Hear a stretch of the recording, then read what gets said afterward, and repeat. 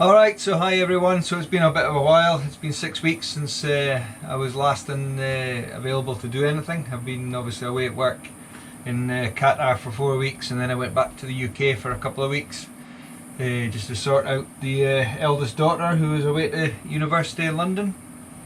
So I had to go and sort her accommodation out and get her settled, and also take a trip up north and visit a few friends and things and catch up in the house in the UK. So everything's all good over there now, and I'm back in Cyprus. Arrived last night, and we're back here in the observatory to do the next phase of the power system.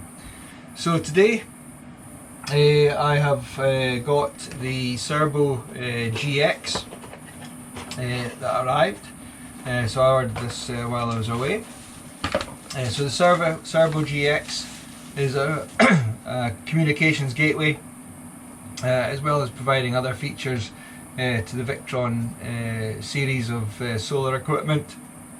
So this is the Cerbo GX unit, and along the top here you can see we've got an Ethernet connection, and these three white plug ports are for connecting up the three devices that I'm going to be hooking into the unit. So I'll have the MPPT solar charger, I'll have the sine wave inverter, and I'll also have the smart shunt connected up to here, so we can do remote data monitoring and control on the system. So the other device, the device also has a couple of digital outputs that I can make use of should I want to control something, as well as a number of digital inputs we can use for monitoring status of equipment.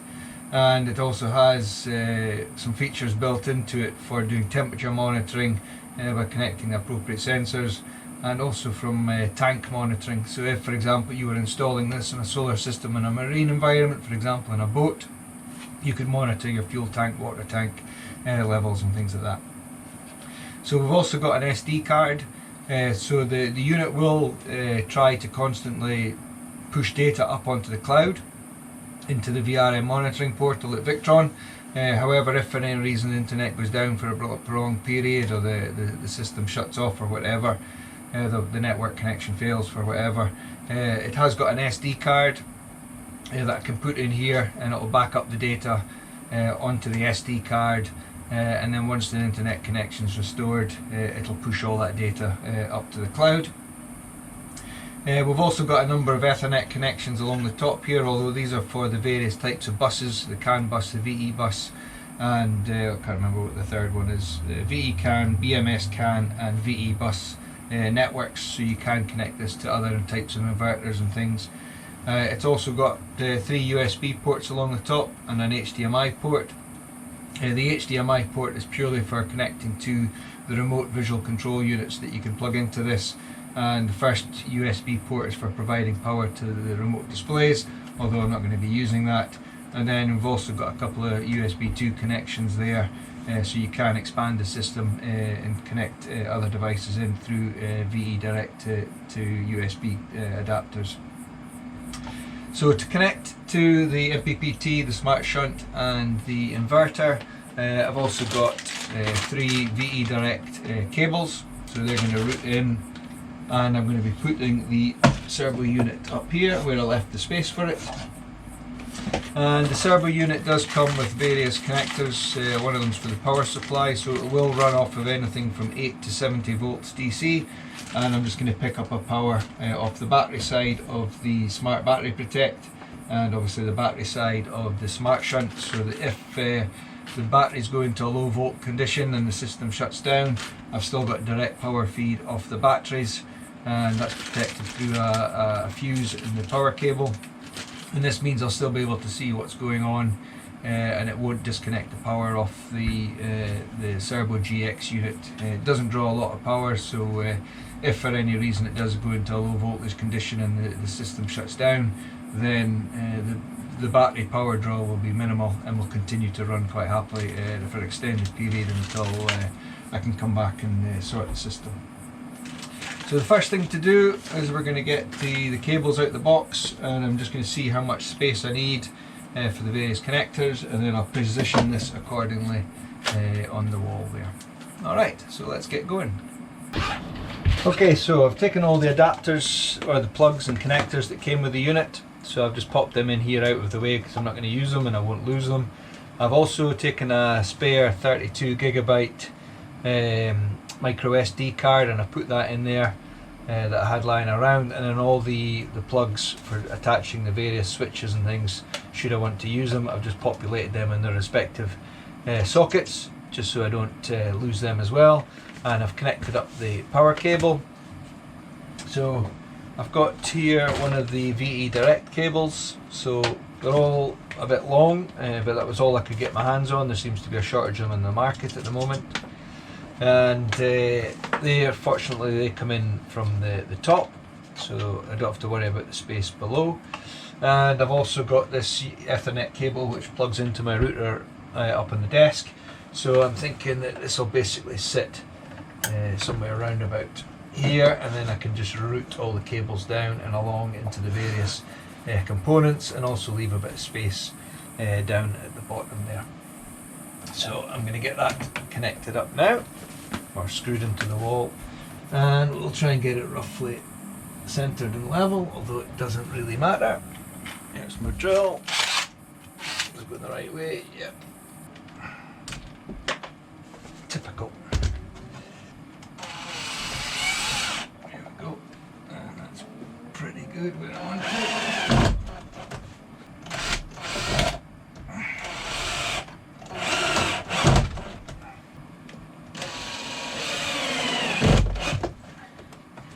Alright, and I dropped one of the screws through the floorboards in the dome, so I'll have to go and get that. And while I'm down there, I'm going to go and shut off the power isolators for the supply off the battery and the supply off the solar panels, just so that I know that there's nothing live on the system while I'm disconnecting it. I don't want any high current arcs coming through while I disconnect the bolts and things. And then this power supply, it's going to sit across these two terminals on here. Alright, so I'm going to nip downstairs underneath the observatory, turn off the power to the systems, and go and recover the screw I dropped, if I can find it. I'll be back in a second. Alright, so I found my screw. I'll just pop that in now, and I turned off the isolators. Okay, so ordinarily I would have put the supply cable directly down onto the batteries, but I know that the bolts on the top of the battery are already at their limits, so I'll need to get some slightly longer bolts next time I'm passing in the DIY store. So that's why in the moment I'm just going to put them directly onto the supplies over here. Alright, so at the top we've got the smart shunt. These two thick cables here, they come in off the batteries, so that's going to be where my positive is. And then this one on the left hand side here, that's the negatives down onto the batteries, and that'll put the negative on there. So I've got a shifter here somewhere. I'll connect up the negative first. Hopefully these bolts aren't too short. Should be okay. If I remember right, they were quite long. Now we still have got some power coming up directly into some of the components because they're directly fed from the batteries. Like you'll see, there's still the green light on the MPPT, and there's still a blinking light on the charge circuit, but the main power coming into the system is off at the moment. I just need to make sure I get my routings in the cables. I want it coming up this side, and I'll spin round as I tighten it. Okay, so that's the negative connected. And now I'll just do the positive. Let me now move this switch so I can get in.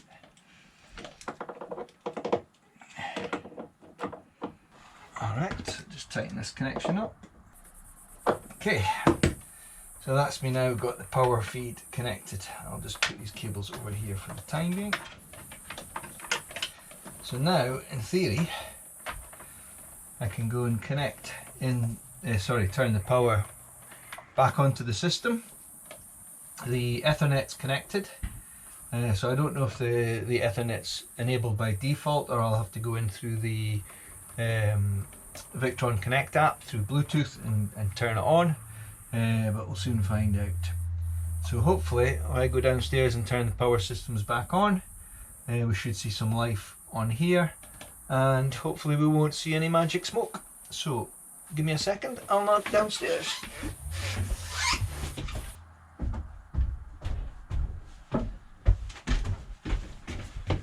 Alright, so we've got a blinky light, and now on the Master Smart Protect I'll put this remote link back in, which re-enables the system on the DC side, and I should see things come to life again. Inverter's kicked on, the lights have come on in the observatory, and there's no noises or smells or anything that shouldn't be there. So far so good. Okay, so next I am going to get my Wi-Fi direct cables connected. So the first one is going to come off of the inverter. So to do that, unfortunately I have to remove, let's move this camera around a bit. There we go.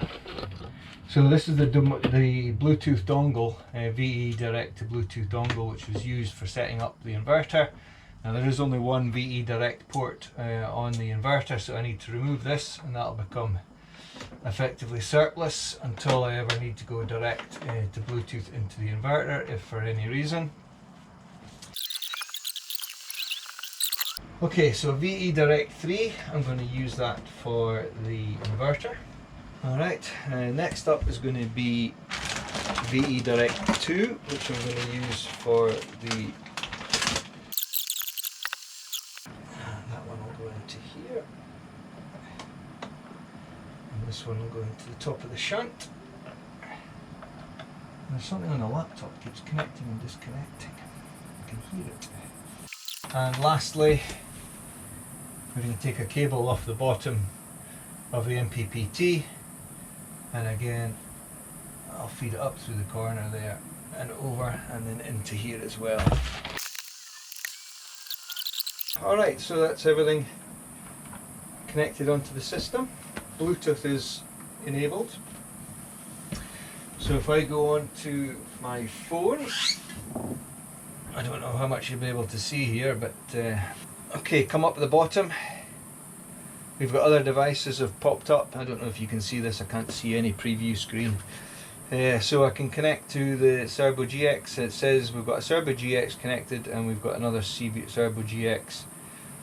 One's the IP address, so that must be the Ethernet, and one of them is on the Bluetooth there, we can see. And it also gives me the VRM ID, which is the device number that I need to use to activate the system in the Victron Connect, the Victron Remote Monitoring service, and attach it to my account. So first I'm going to connect to Cerbo GX on Bluetooth, and as usual all Victron devices default to 6 zeros. So I'll pair and connect, and you can change this pin number should you want to, if anybody's nearby. And there we're getting fetching the data, and it's come up with the Cerbo GX, the serial number, the VRM access, I'll change the pin later, and it tells me the firmware and the VRM online portal. So I think that should be sending data across to Victron over the Ethernet. So what I'm going to do now is I'm going to go onto the computer, we'll open up the VRM site, register an account and attach the system onto my account, which I'll go and create. Alright, so let's catch you in a second. Okay, so we're on the laptop in the observatory, and let's head across to Victron's website. And as usual, you can go in and see all your product information. So for example, this device that I'm using to monitor the system is the Cerbo GX, and it gives you all the details about the system. This panel here on the right that we can see, this perfect monitoring and control, this is actually the device that you can purchase as an add-on that plugs into the HDMI point directly on the the Cerbo GX unit and provide all the information on the system. Obviously, I don't want to do that. It just adds more light into the observatory, and I don't need it. All I'm using this system is for remote monitoring ultimately. Okay, so for the VRM, I'm pretty sure it's vrm.victronenergy.com. Hopefully this is right. Yes, it is. And we go onto the login page, so I need to register. So I'll get an email account, email sent to my inbox, verify. I'll do that over on my phone rather than lose where I am. And that's it enabled. So I can go back to VRM, and this time we should be able to log in. Stay signed in. Okay, so here we are on the front page of VRM. So we're using the Cerbo GX unit, as I said. So if I click Cerbo GX, it says make sure it's connected to the internet and enter the VRM ID and an installation name. So I'm going to put Dave's, I'll just put the observatory and put in the portal ID, which I can get off the app that we saw just a second ago on the phone, and the VRM ID. And there we have it. So we've now got the systems running idle. It's inverting and it's providing 69 watts of AC loads. And I wonder what else, device list. So we go back to the dashboard. And now we can see it's started to pull data in off the system. We're not doing any AC input, we know that. It's purely a solar off-grid system. Batteries are idle at 100%, 8 watts going into them. The solar panels, they are pulling in or generating 83 watts at the moment, or that's all that's being demanded from them. And the batteries are at float voltage, and the AC loads are at 46 watts. So all looking good. So I wonder how long it takes to update. I haven't got any loads I can turn on just to see. Where's that fan? So I've just turned on the noisy cooling fan in the observatory, and we'll see if that updates in a second. I don't know how frequently it updates. Alright, so if I go into remote console, we can see here that the PV charger, sorry, the AC loads is still reading 46 watts. I don't know how frequently that update interval is. But if I go into remote console, that should give me real-time access to the system. And there we can see we've got 138 watts of AC load coming off the system, and 163 watts coming off the solar panels now that I've turned on the big fan. And this remote console effectively simulates the the display unit that you can plug into the system should you want to do that. But as I say, we're doing everything remotely. No need to buy an additional illuminated device in the observatory. So we'll just leave it as it is, and I can always use it this way. So if I turn that fan off now, we can see that power immediately drops back to 46 watts. So excellent. We've now got full use, full remote monitoring. There's no alarm log. I haven't got enough data yet to create remotes. Photos, yeah, you can add photos about the system. I'll maybe do that later. And the dashboard, these widgets, I don't know if I can remove that AC input one or not. It's maybe something I'll need to have a look at. I doubt I can. Okay, so I went into the settings, and there was an option to advise the system if it has a DC power system, which it obviously does, and enabled that. And now we can see that it's added onto the main dashboard the DC loads that's coming off the system. So we've got 69 watts coming in off the PV charger, oh, that's just changed there. And AC loads are 53 watts, and the DC power is dropped off there. So whether there's a cloud come through or what, I don't know. But nevertheless, I can now see what the DC power is doing on the system as well, which is great.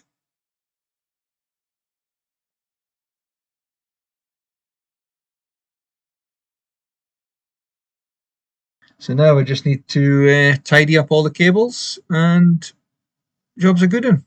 Oh, hang on a minute, before we disappear, let me go and connect to the IP address and see what happens and see what it gives me.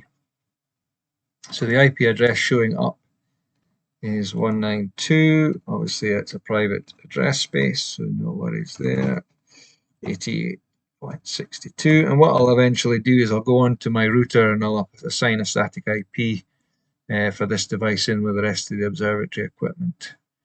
But at the moment, it's just dynamic. Yeah, so there it gives us the remote console directly through an IP address, which is great. I don't know if this does anything. Oh, it gives me a menu. Oh yeah, here we can see more details about the system. Settings, remote setup, date and time, firmware, online updates. Let's see, let's press the check. And it says there is an update available, so let's do an update.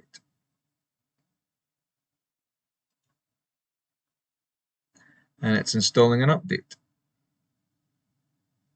So with the updates, I did read in the manual that you can do offline updates as well by using the SD card. So you can download an update off a website and then transfer it into the device using the SD card and install an update from the SD card. But as we're connected to the internet, all good. And the update, auto update option, we can do, yeah, automatic updates, which I will enable. And it's still installing this update. So the console disconnected there, which I suspect is due to the firmware rebooting. Wonder if the IP address has changed. So if we go back to the VRM remote console, and there we go. So I go into settings, firmware. We can see we're now running on the 2.9 version. Excellent. So that's it. Added the VRM cloud monitoring service and the Cerbo GX unit to the observatory power system, and all's looking good. So we'll see how the trending and that comes out over the next few days and see what it tells me. Okay, so on that note, thank you very much for watching. Don't forget to subscribe and like and hit the notifications bell to be updated of any future content. Coming up next, we'll be taking a look at data storage. As I touched on previously, I've purchased a Synology NAS for for all my data basically. So we'll be looking at that in the next video, I would think. So thanks for watching, and we'll see you next time in clear skies, everyone.